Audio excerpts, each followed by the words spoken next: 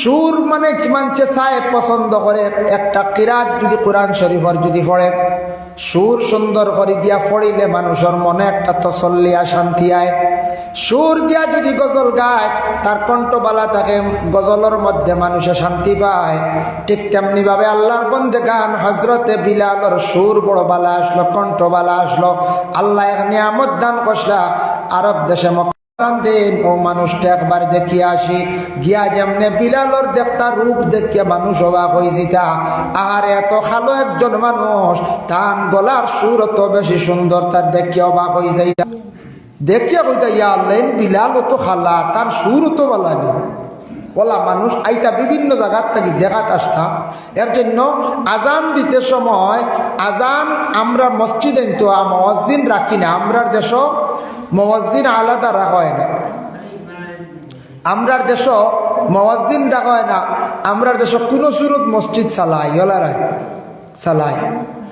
দেখুন জানি আপনি মিডিল ইস্ট যান, সৌদি আরব, ইসলামিক কান্ট্রি, এগুলার মধ্যে আরবর বাদশাহ আছে। বাদশাহ মসজিদের ইমাম সাহর বেতন দিলায়, কারণ তারা একলা সংখ্যা ঘনিষ্ঠতা, সব জনসংখ্যা একই মুসলমান, যার কারণে তারা ইসলামিক রাষ্ট্র, ইসলামিক শাসন চলে। মসজিদের ইমাম সাহর বেতন দে, মসজিদের খাস কর্মর জন্য অনেক ফান্ড টেকা আসে।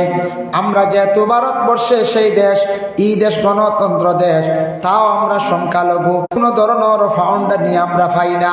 অতএব লাগাইও না, আমরা আল্লাহর ওয়াস্তে সাহায্য করিয়া মসজিদ বানাই চালাই। এটা প্রথম যুগ থেকে আসছে। রাসূলুল্লাহ তেমনি ভাবে সাহাবায়ে কেরাম অকলরে কইতা, ও আমার সাহাবী অকল, যে যতটুক পারো সাধ্য অনুযায়ী সাহায্য করো। ও সাহাবী অকলে 1 দিরহম 2 দিরহম 3 দিরহম এইভাবে নিয়া দিতা। আল্লাহর রাসূলের জমা করিয়া ওই টাকাটা দিয়ে মসজিদের কাজ করাইতা।